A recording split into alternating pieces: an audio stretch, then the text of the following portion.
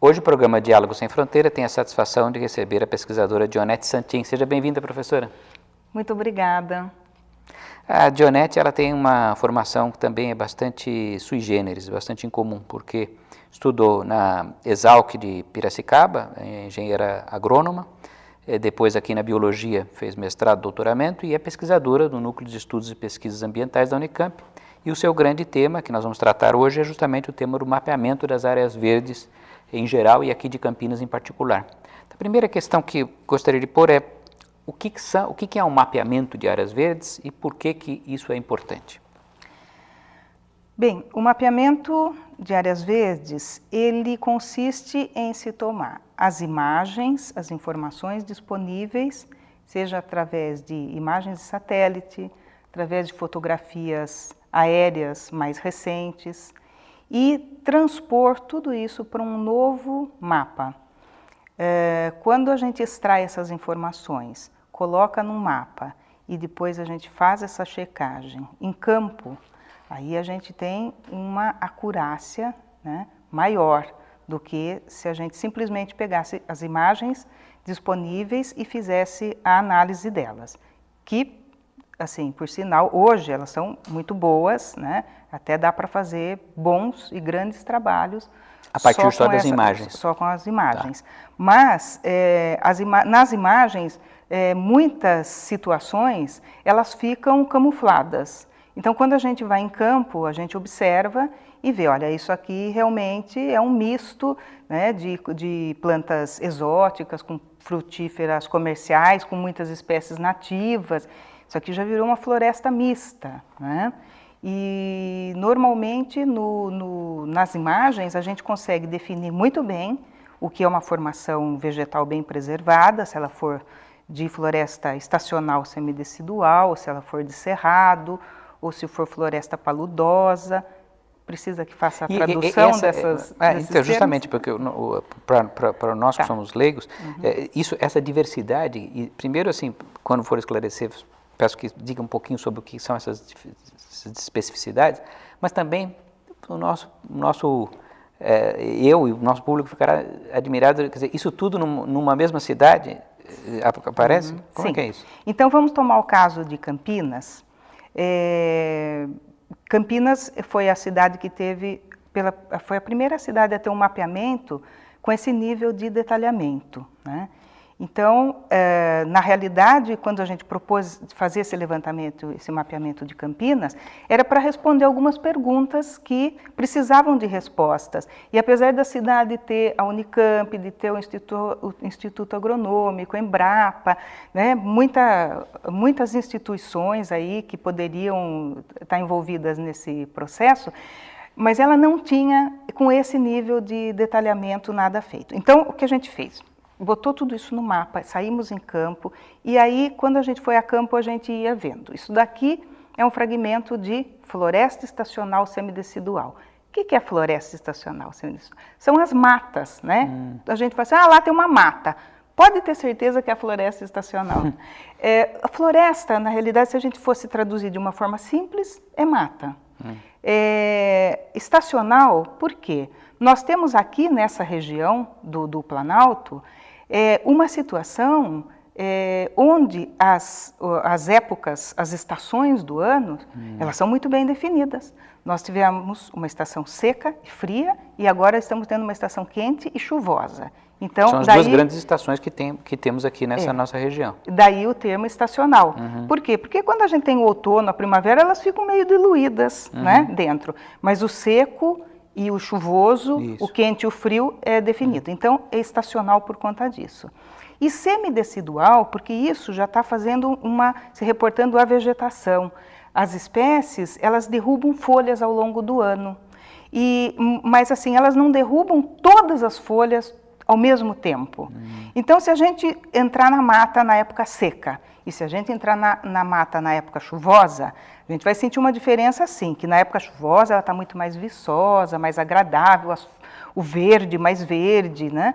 Agora, na época seca, o que a gente vai perceber? Que existe muito mais luz que adentra dentro da floresta, existe uma camada de folhas secas maior no chão, algumas árvores estarão totalmente sem folhas, né, decíduas, e outras árvores estarão com as suas folhas, talvez um pouquinho menos.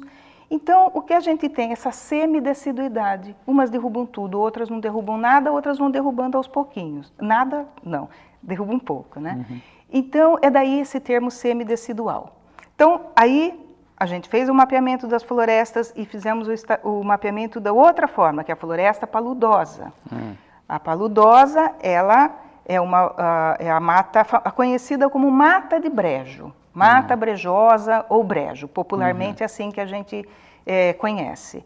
São áreas onde existe um afloramento do lençol freático, elas têm o solo permanentemente encharcada, então a gente não consegue caminhar dentro de uma área de brejo.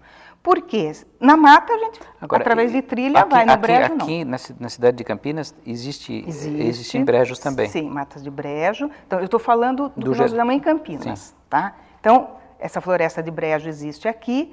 Quando a gente compara, assim, fisionomicamente, você tem a floresta, a mata, ela é uma floresta alta. Então, são árvores que elas vão atingir 30 metros de altura, né?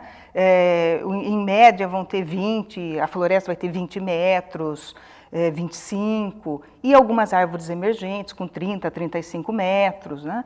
Na floresta brejosa, ela já é mais baixa. A altura dela, em média, é 12 metros, 15 metros. Raramente ela tem uma árvore bem mais alta que isso, né? E as espécies que ocorrem na floresta de brejo, elas são adaptadas àquela condição, porque a raiz dela tem que ficar o tempo inteiro em contato com uma quantidade de água muito grande, né? E essas plantas, como eu falei, na floresta você caminha pelas trilhas, no brejo não dá. Por quê? Porque existem uns amontoadozinhos assim de terra, umas porções mais elevadas, que são denominadas murundus. E aí as árvores crescem sobre essas porções. E existem as canaletas que rodeiam e a água corre nessas canaletas. Ela corre ali, mas aquela porção do meio, ela é encharcada também. Então, não dá para andar no brejo. Então, essas áreas, elas têm já uma vocação definida para serem preservadas, não terem nenhum tipo de uso, né? E as políticas públicas aqui em Campinas, com relação a todos esses ambientes, têm sido efetivas? Quais são os desafios que a gente encontra? Olha, a gente tem, nós tivemos, olha, o meu trabalho ele foi terminado em 1999. O seu mapeamento original? Meu mapeamento original. Eu usei fotografias, imagens de 1995, então elas foram de 94, porque elas foram disponibilizadas em 95. Então, em 99, quando foi defendida a tese, na verdade a gente já tinha um diagnóstico de 1994, já era de 6 anos atrás, tá? Mas leva um tempo, né? Porque demorou até um pouco mais, porque foi um trabalho, eu não tive nenhum patrocínio, nenhum recurso, eu banquei integralmente esse trabalho, né? Mas tive bolsa para os alunos que me acompanharam, né? Então, isso é louvável. Então, quando ele terminou, ele já tinha isso. Bom, depois disso, a gente teve um problema que é o quê? É fazer com que as administrações que se passaram depois de 99 olhassem para aquele trabalho e falassem assim, poxa, finalmente temos alguma coisa, vamos aproveitar. A gente tem problemas políticos, né? E política partidária, né? Eu não tenho filiação partidária.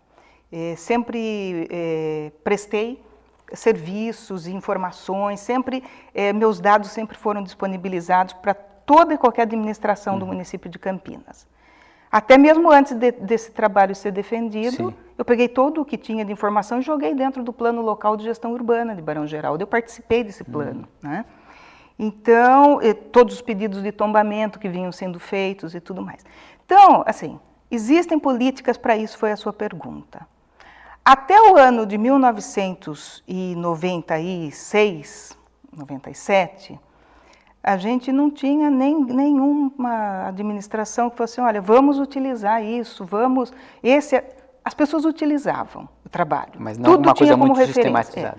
Aí, em 96 e 97, foi solicitado oficialmente se eu poderia contribuir com esses dados, se eles poderiam ser usados, e passou a ser, então, o mapa de vegetação oficial do município, fez parte do plano diretor.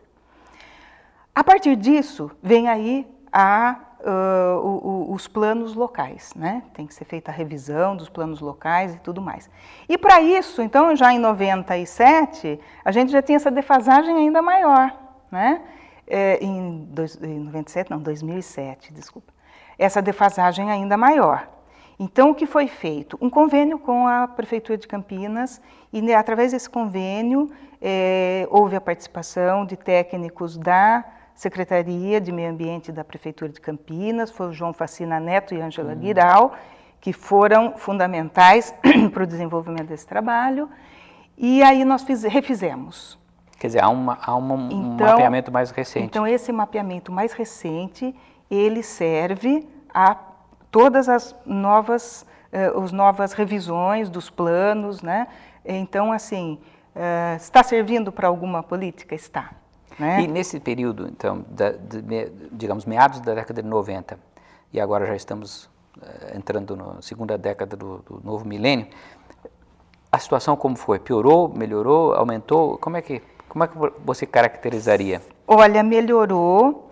Eu já esperava essa melhora. O resultado do meu trabalho, em 99, ele foi 2,5% do município era coberto com vegetação nativa. Tá? Então, isso significava 2.033 hectares, distribuído em todas as formações. Floresta estacional, floresta paludosa, cerrado e a vegetação rupestre dos lajedos rochosos, que foi uma situação inédita, ela não aparecia ainda, né, para o município. Então, nós fizemos, quando nós comparamos em 2010, exatamente o meu mapa e aqueles mesmos fragmentos, hoje, só aí já houve um aumento de 2,5%, foi para 6,26%, mais do que dobrou. Agora, não foi só isso, teve alguns fragmentos que eles foram suprimidos, teve coisa que desapareceu. Tá? Eu, antes de fazer o trabalho, quando eu tinha que arriscar uma expectativa sobre... Eu dizia, olha, eu tenho certeza que aumentou. Porque à medida que eu passava na beira da estrada, como eu subi, desci, né, morro e essas matas todas... Conhecia ali eu conhecia, ao vivo. Então eu olhava e falava assim, nossa, aquilo que era uma capoeirinha, tudo, olha que bonito que está já, né? Então eu já imaginava, agora eu só não imaginava que fosse tanto, porque mais do que dobrou. E agora, nesse de 2010, foi feito também um trabalho, foi mais interessante o mapeamento, porque nós acrescentamos as áreas de várzea, que não tinha, né? E acho que também nenhuma cidade tem, viu? Acho que Campinas, ela, assim, de novo, ela está sendo... nós acrescentamos essas áreas abandonadas, pomares antigos, que depois começou a crescer espécie nativa, né? São, assim, bosques que se ficaram e se mantiveram, então eles foram, porque é uma cobertura vegetal. Né? Áreas, por exemplo, que são florestas mistas, eucaliptais abandonados, hoje você tem eucalipto, espécie nativa e goiabeira e tal. São umas florestas mistas, elas foram incorporadas. As áreas que foram sendo plantadas, né, com floresta ciliar, e então, nesse conjunto todo,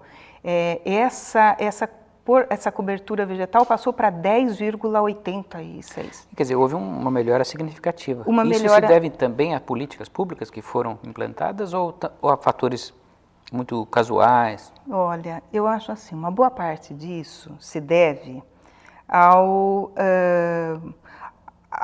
primeiro, da gente ter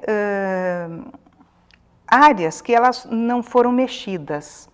Da forma como elas foram mapeadas lá, o entorno delas que não foi mapeado, ele permaneceu. Então, o que acontece é que isso tudo cresceu, aumentou, ampliou aquele fragmento. Então, esse é um fator. A gente teve assim plantios, áreas que foram plantadas, né? Mas isso tudo é muito recente, está mais atrelado a essa questão dos novos empreendimentos, que tem que plantar uma quantidade, uma política tem que de compensação. política de compensação. Algumas áreas, inclusive que foram apontadas como importantes para se tornarem parques, bosques, elas realmente foram abarcadas, né, e elas se tornaram mesmo.